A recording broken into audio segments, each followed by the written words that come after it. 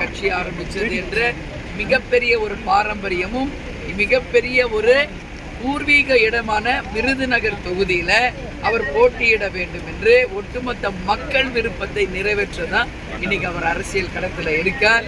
இன்னைக்கு மக்கள் கிட்ட நேரடியா போய் சென்று களத்துக்கு போயிட்டு இருக்காரு. மக்களுடைய பேராதரவு அவருக்கு கிடைச்சிருக்கு. உறுதியாக மக்களின் பேராதரவோடு நிச்சயம் விருதுநகர் பார்லிமெண்ட்ல ஜெயிப்பார். வெற்றி வாய்ப்பு மிக பிரகாசமாக இருக்கிறது, பிரமாதமாக இருக்கிறது. மக்களை நேரடியாக களத்துல போய் சந்திச்சு இருக்காரு. எல்லா அரசியல் அனுபவம் மிகப்பெரிய ஒரு திட்டங்களும் இருக்கு. சொன்ன வாக்குகளை நிச்சயமாக நிறைவேற்றி அந்த தொகுதிக்கு ஒரு சிறந்த எம்பியாக வருவார். உங்களோட எதிர்கால திட்டம் பத்தி மக்கள்கிட்ட சொல்றீங்களா?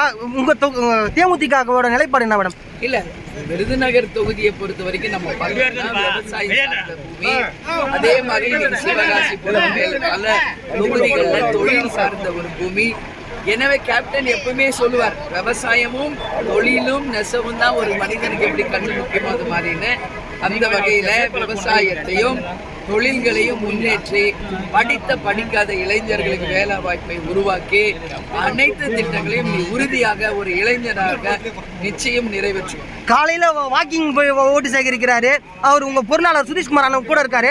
இப்படிலாம் ஓட்டு சேகரிங்களே, மக்கள் உங்ககிட்ட என்ன சொல்ல வராங்க?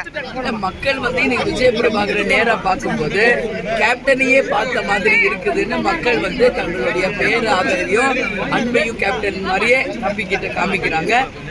தம்பியுமே டவுன் டு எர்த் அப்படின்னு சொல்லுவாங்க. அந்த மாதிரி மக்களோட மக்களா இன்னைக்கு ஒன்றிணைந்து மார்க்கெட்டுக்கு போறாரு, கோயிலுக்கு போறாரு, வாக்கிங் போறாரு, மக்களோட மக்களா இருக்காரு. அதை மக்கள் பெரிதும் வரவேற்கிறாங்க, விரும்புறாங்க. நன்றி மேடம்.